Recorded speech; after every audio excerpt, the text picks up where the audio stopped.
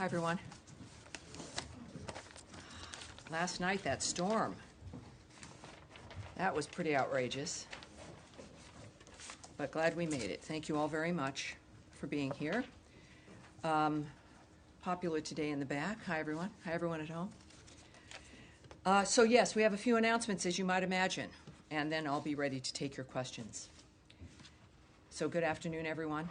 Secretary Rubio is in Kuala Lumpur for the ASEAN-related foreign ministers' meetings and bilateral engagements, reaffirming the United States' commitment, our enduring commitment, if I may add, to a free, open, and secure Indo-Pacific. Earlier today, he participated in the ASEAN-U.S. Post-Ministerial Conference and held meetings with Malaysian Prime Minister Anwar and counterparts from Malaysia, Russia, Japan, and the Philippines. As the Secretary has stated, the Indo-Pacific accounts for 2/3 of global growth and remains a central focus of U.S. foreign policy. The Secretary also signed a nuclear cooperation memorandum of understanding with Malaysia, advancing civil nuclear energy collaboration under the highest standards of safety, security, and non-proliferation. Negotiations toward a 1-2-3 agreement are underway, and once finalized, it would permit the transfer of nuclear material and equipment for peaceful purposes, further deepening bilateral energy, security, and economic ties. Tomorrow also marks the 4th anniversary of the Cuban regime's July 11th crackdown. Deputy Secretary Landau met with Cuban democracy and human rights advocates, reaffirming the United States' steadfast support for freedom and democracy in Cuba. Secretary Rubio's video message to the group made clear the Trump administration promotes accountability for the Cuban regime's human rights violations and continues to stand with the Cuban people in their pursuit of freedom and prosperity. Additionally, the United States is imposing sanctions on UN Human Rights Council Special Rapporteur Francesca Albanese for her abuse of her role. And in recent weeks, she also targeted U.S. companies in an unacceptable campaign of political and economic warfare. The United States will take whatever actions we deem necessary and appropriate to protect our sovereignty, Israel, and any other U.S. ally from illegitimate actions by the ICC. In parallel, the Department is announcing a new awareness campaign warning Americans, especially Iranian Americans, about the continuing severe risks of travel to Iran. The Iranian regime does not recognize dual nationality and routinely denies consular services to detained U.S. citizens. And while the bombing has stopped, that does not mean that it is safe to travel to Iran. It is not. We are also launching a new website dedicated to warning Americans against travel to Iran. And there you have it. You can get that website starting at state.gov/do not travel to Iran. That's do hyphen, not hyphen, travel hyphen to hyphen Iran. But I think if you go to state.gov, you do a search, you will find that quite easily. The message is clear, as you can tell, in multiple languages. Our travel advisories are there as well. They remain in place. And we cannot stress enough, as we continue to do, as I have multiple times from this podium, do not travel to Iran, especially those of you who are the dual citizens, who have Iranian heritage. It is not safe for anyone to travel to Iran. And again, this supplements also the existing travel advisories. It does not supplant them at travel.state.gov. Our message is clear. I think so. And finally, as many of you would know, the Department is also undertaking a historic reorganization, as announced by Secretary Rubio on April 22nd, to better align workforce activities and programs with the America First foreign policy priorities.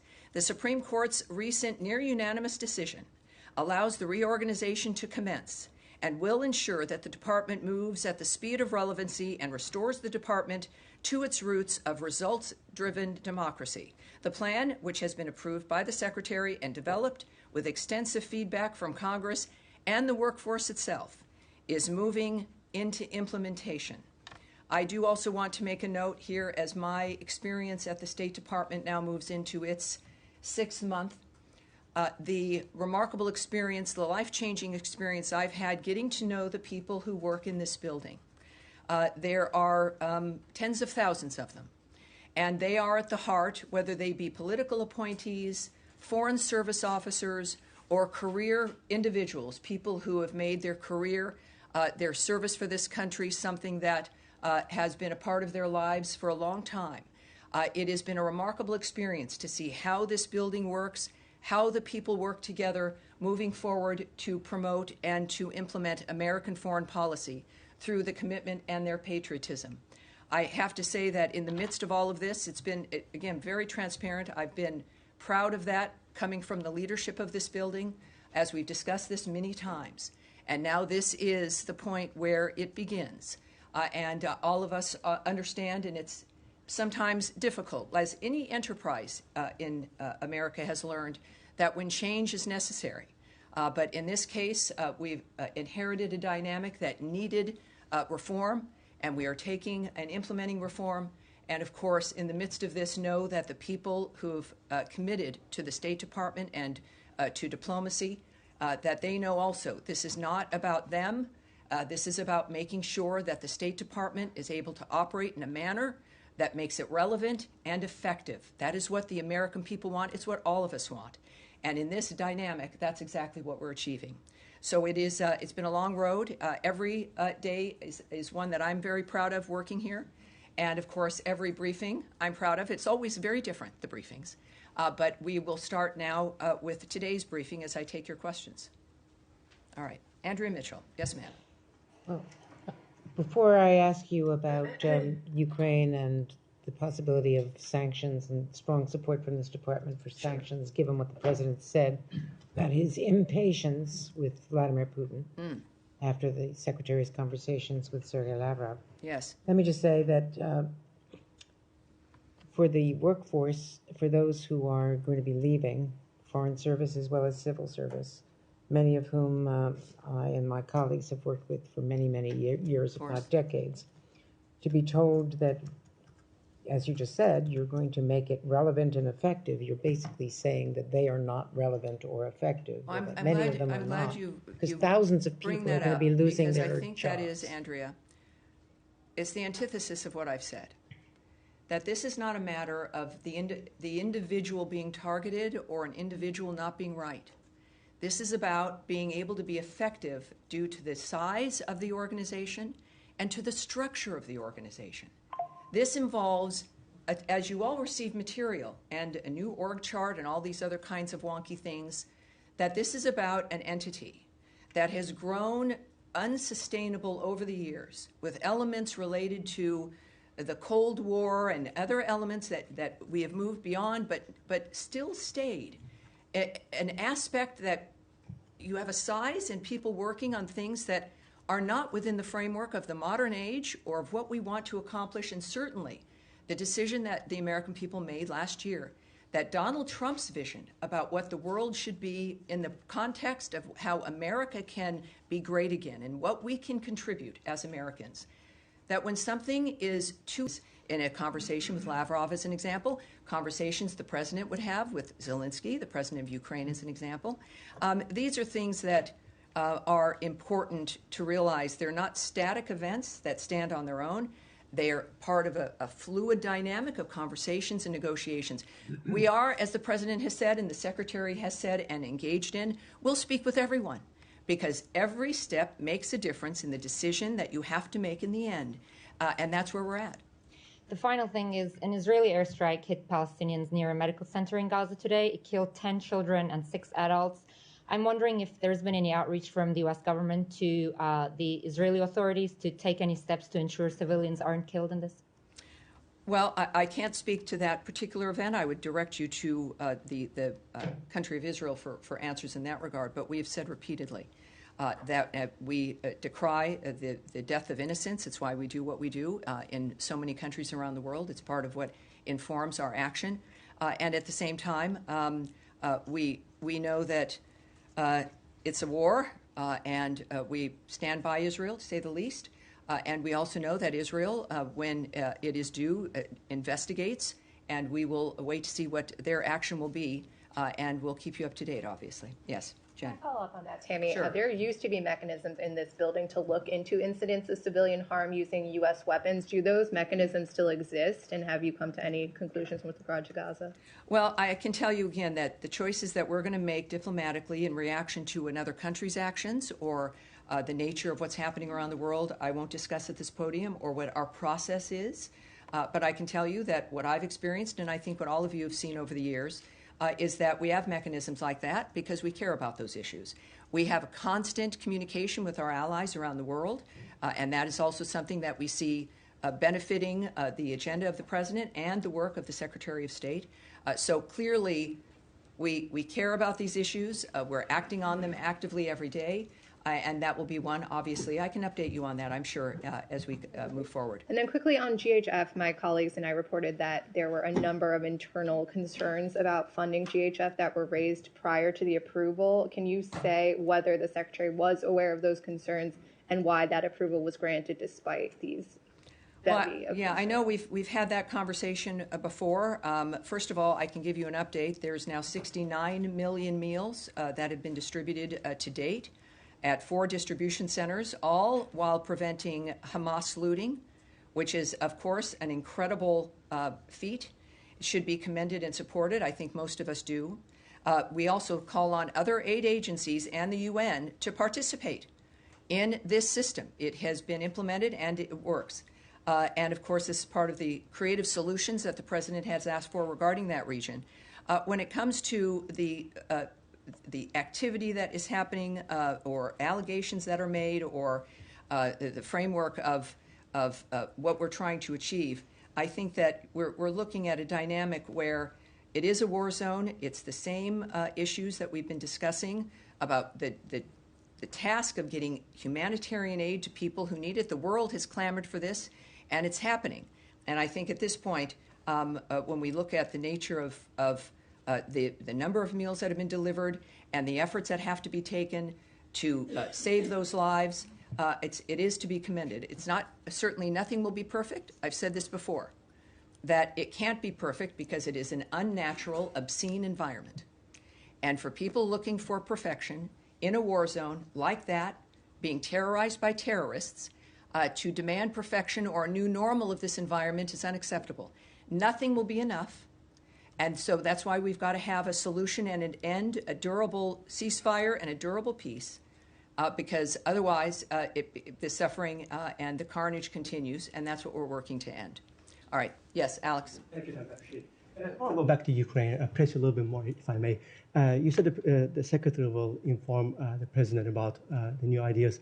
At what point do you guys are planning to inform the Ukrainians? I'm sorry, what are we? The Ukrainians, I mean, they are in the dark. So are you going to obviously, I'm not going to speak about every conversation or connection we have with partners that we're working with every day, all the time. The communications don't just happen when you hear about it in the news or if there's one phone call that's talked about. These are, in every region that is required, special envoys and discussions and help regarding ceasefires, or at least finding where you can find some common ground, is a 24/7 operation with innumerable people working on it. So when it comes to the Ukrainians, our friends, President Zelensky had a fabulous phone call with President Trump. That was discussed somewhat publicly.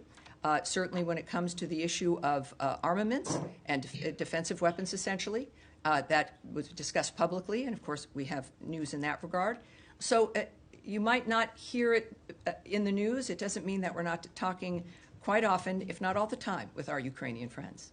Thank you. And going back to Andrea's point earlier, we all heard just 2 days ago from the president that he expressed his frustration of Putin, Yes. saying that he was lying to him. And then we also have seen past few days, Russians have been engaging in record-breaking attacks, Kiev or other cities. Why do you think Lavrov deserves a secretary-level meeting, given all this background? Well, again, a lot of people didn't think Putin should be talked with at all during the last administration. He wasn't talked to for 3 years. that's not a way that you can come to some kind of understanding or agreement or an effort to stop any carnage and the suffering. You've got to talk to everyone at any point when it comes to those who are involved in the situation, to say nothing of the leverage that we have with the ideas and the power of President Trump, and clearly the effectiveness of Secretary Rubio in the midst of this. At the same time, the escalating Russian attacks, the president's been clear, they're abhorrent. I can say to you here that we strongly condemn Russia's escalating attacks on Ukraine and extend our deepest condolences to the victims and families of those killed. Every week, we see reports of Russia setting new records for the scale of its aerial attacks. Every nation wants to have records, but not that kind. As Secretary Rubio said today, we've seen an acceleration of attacks. President Trump's number one interest is to stop people from dying and the destruction that's going every single day.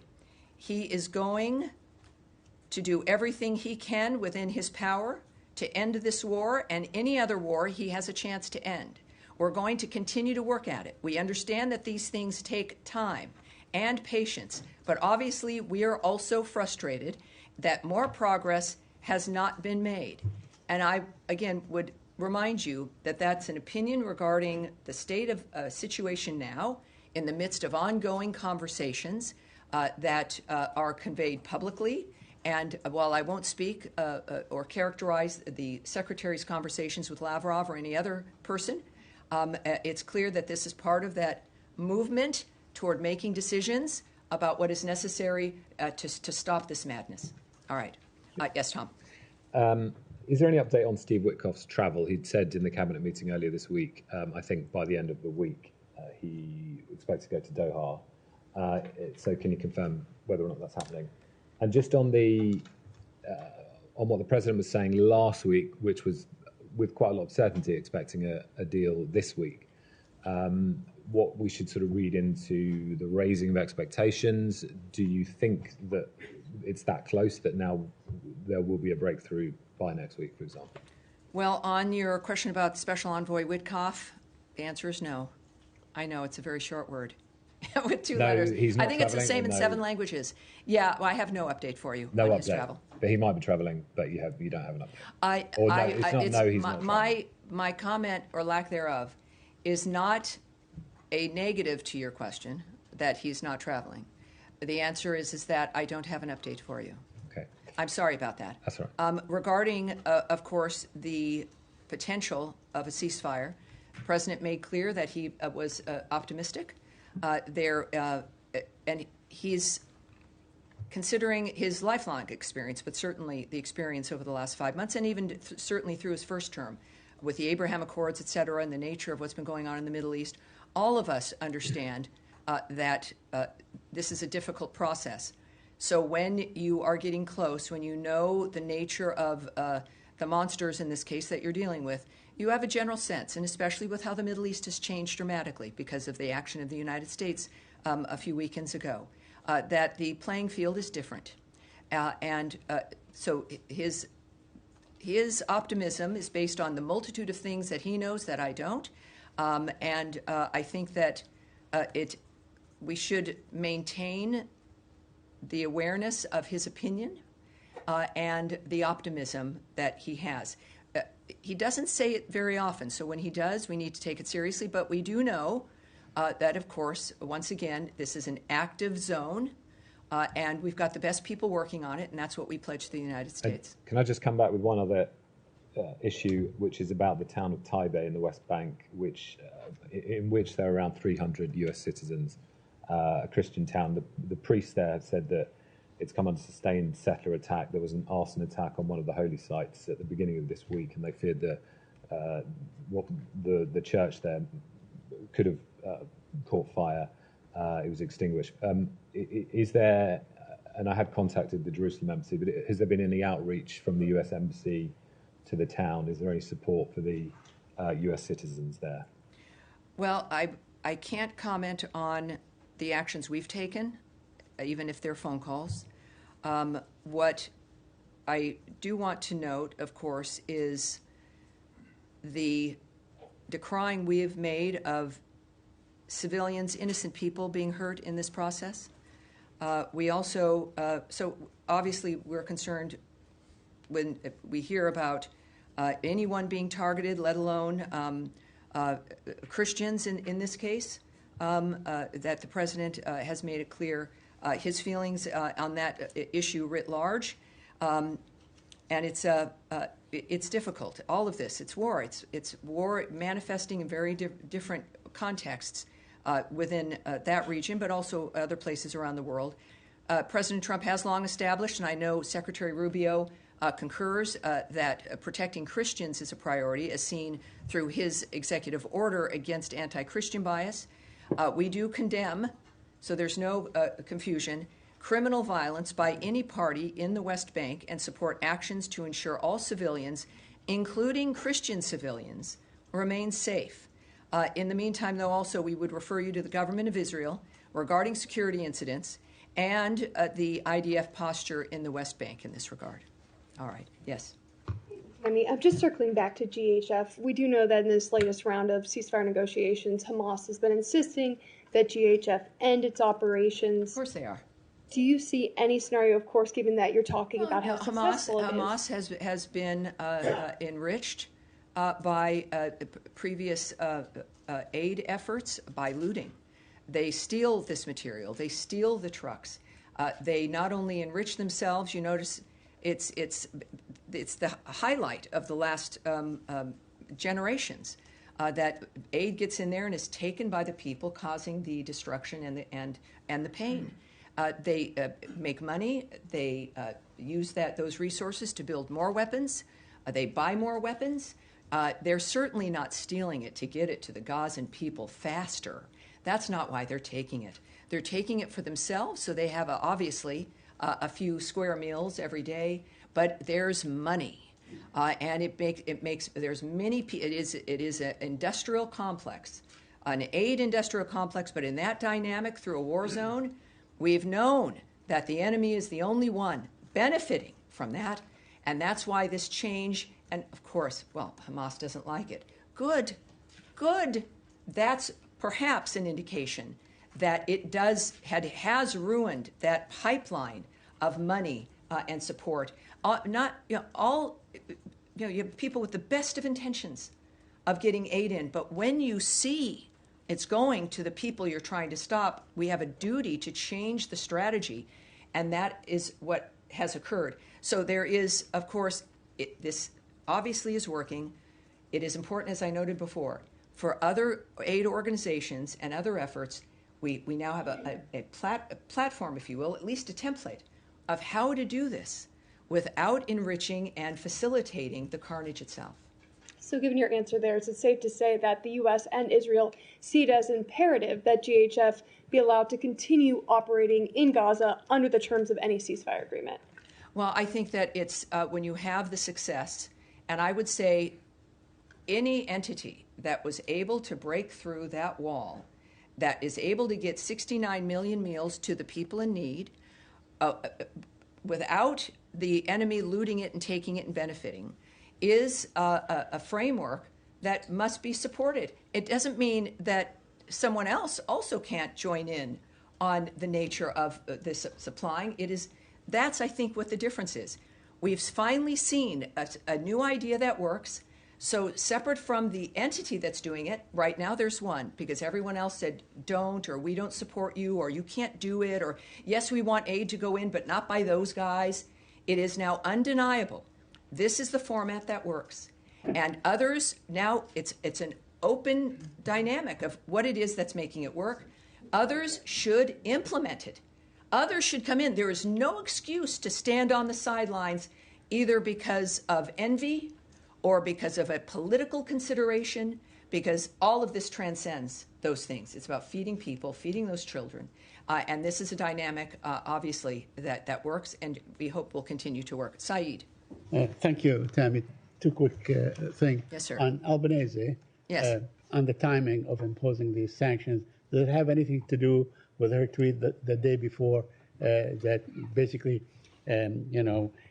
slamming Greece, France, and Italy for allowing Netanyahu's plane over their airspace when they are signatories to the Rome protocol. I mean, she's talking about technical things. Did that have anything to do with No, it? this has been, and it's And a then I good have question another because West it highlights that this is not an action based on one action or one thing. This has been a long-term issue. And what I will say to you is today, and just more details, the United States is imposing sanctions on UN Human Rights Council Special Rapporteur Francesca Albanese for her abuse of that role to directly engage in ICC actions against Israeli officials. In recent weeks, she has also targeted U.S. companies in an unacceptable campaign of political and economic warfare. As the President's Executive Order, EO 14203, makes clear, the ICC's actions set a dangerous precedent for lawfare that endangers our national security and foreign policy and infringes on the sovereignty of the United States. The President declared a national emergency under the EO that emphasizes, quote, the United States will impose tangible and significant consequences on those responsible for the ICC's transgressions, which would include blocking of property and visa restrictions. The United States will take whatever actions we deem necessary and appropriate to protect our sovereignty, to protect Israel, and any other U.S. ally from illegitimate actions by the ICC. That's why that occurred. Okay, and one Yes, sir. quick follow-up on Tom's West Bank thing. Now, we have seen really, a spike in settler violence in the West Bank. And, whether it's in places like Masafer Yatta, where they basically, there was a big film about it and so on that won the Oscar and so on, but also in other places, in the Jordan Valley and so on. And my question, who is in the State Department following up on these incidents? I mean, how do people, including Palestinian Americans that live in my village, for instance, some of my relatives and so on, who do they go to when they say we have been subject of attack by settlers and so on? Well, obviously, first of all, Israel, of course, it's the government of Israel who they go to. Israel is an ally.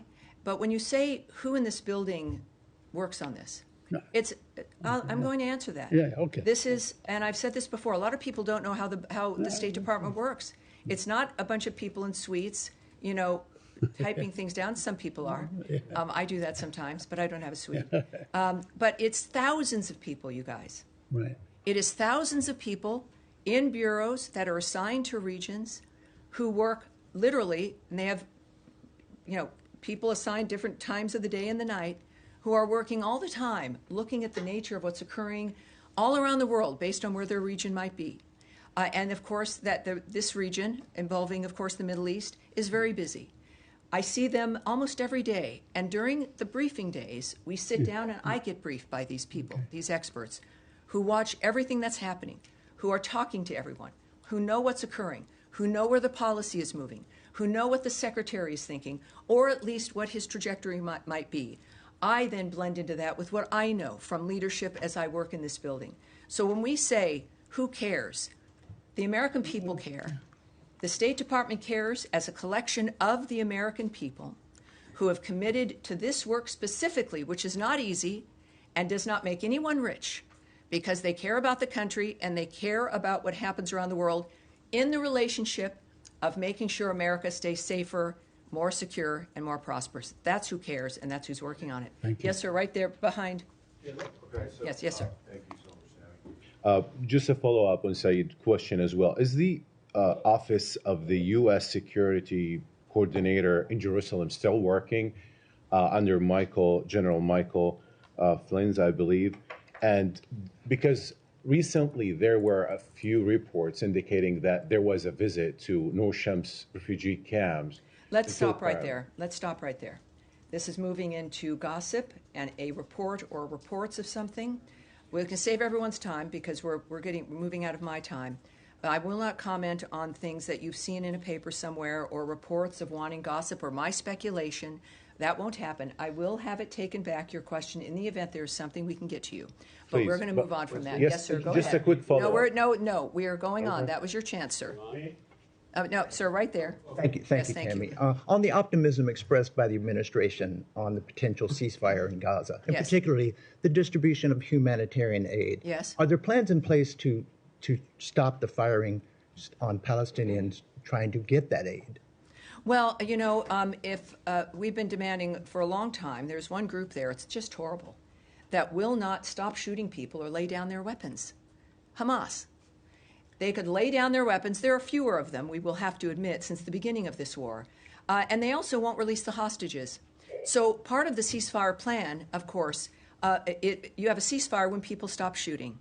So if we're looking at the nature of if there's a plan in that framework, and also, of course, what Secretary Rubio has noted, that there is no place in the future for Hamas. Hamas should not exist. It cannot exist. So in that context, yes, the firing on anyone who is attempting, who's an innocent civilian, who's attempting to get something or just living their lives, the Gazan people have been the first victims of this horror, as they have been controlled for generations by Hamas, by terrorists, by those who don't care about them.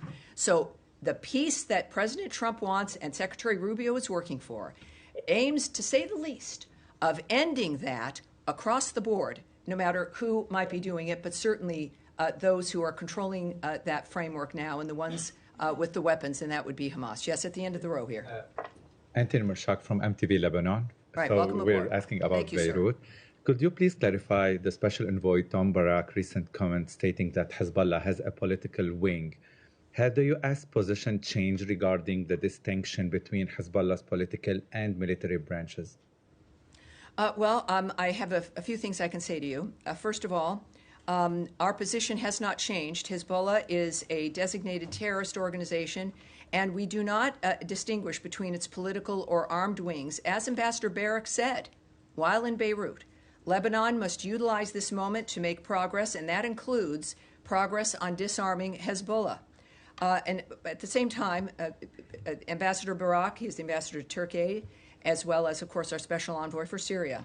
I'm not going to characterize his diplomatic conversations in that regard at all, but he has said publicly that he has been very satisfied with the initial response by the Lebanese government, but now it's noted that they're working on details in this regard. And on the security front, the Lebanese armed forces have made progress on disarming Hezbollah in the south, but there is still more to be done.